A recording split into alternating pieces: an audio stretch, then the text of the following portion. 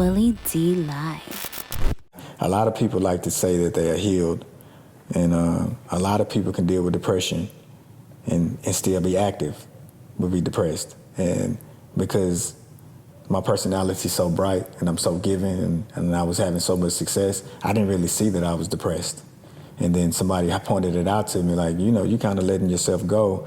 Not bad, but you're not that bright Acie high that I'm used to. And then I really had to look in the mirror and be honest to myself about what I actually was feeling like. And then that's why I did Love, Living Off Vicious Evil. Yeah. You and Antonique are in a better space now.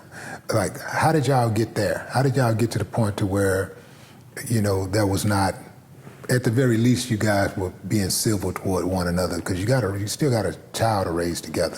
Antonique is dope, man. Yeah. You know, she's just dope. You know what I mean? Like, when you get out of the way of your own emotions about where you are and you get to see where somebody is and what they want to do for themselves, you just let that person be.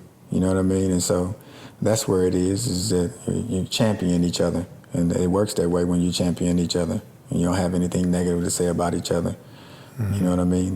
You really want the best for this celestial child that you brought here, and that's where we've been at and have been able to work. You know what I mean? If she needs me, vice versa. Right. Yeah. Mm-hmm. It wasn't always like that though, for sure. But how long did it take for y'all to get to that space where you actually, you know, you could reflect on that and say, you know what, it didn't work out for us, but she still is a good person, and she's the mother of my daughter. Lay is the only child y'all have together? Yeah. Right. So she's the mother of my daughter. Mm-hmm. And so, you know, what gets you there? Like, what helped you get there? The fact that, you know, you had a duty as a father, or was it just like a more like a spiritual thing? A little bit of both. And but if I'm being real, Antonique ain't always been a good person. She had a lot of whole shit going on with her sometimes, you know what I mean, that I had to deal with, that I had to get over on my own. That's why I'm saying you have to really get out of your ego. Would she say the same thing about you? Of course. Okay. Of course, you know she will. Yeah. Absolutely. Of course she will. I mean, but would it be true? No. No, not at all. It wouldn't be true. Because you can see that, you can look at Lay. Yeah. That's why I always know. I mean, you have to get out of your ego. A lot of people can't get out of their own ego. Mm-hmm. I got out of my way and gave mine to my daughter, and that's why she had the success that she has. And all my children, one of my sons, he's doing commercials, and his music career, he's just 8 years old. He's doing the same thing that she was doing, just because we dumped that love into him. You know what I mean? So, no, it's a lie. If that is said, I don't know if she'll say it. I just said I don't necessarily know what the perspective of it is, but, you know.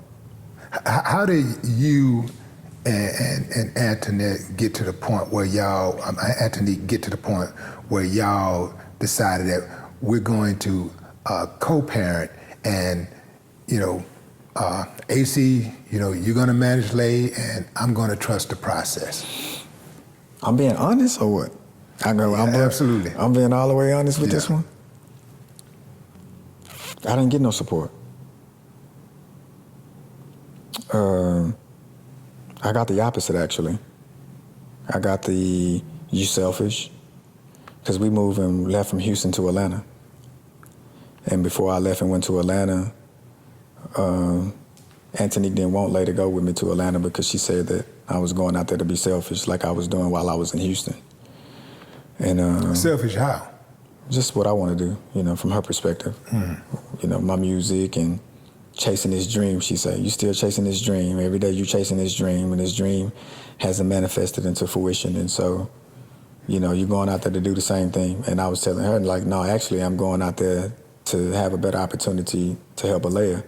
Because when she was with Michael Ortiz, I would tell her, hey, let's get him to shoot a music video for Lay.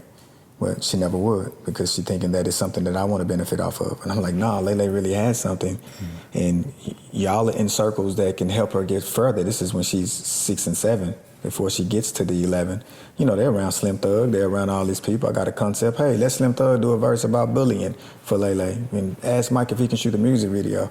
I'm broke right now, I ain't really got no bread, but that's your guy.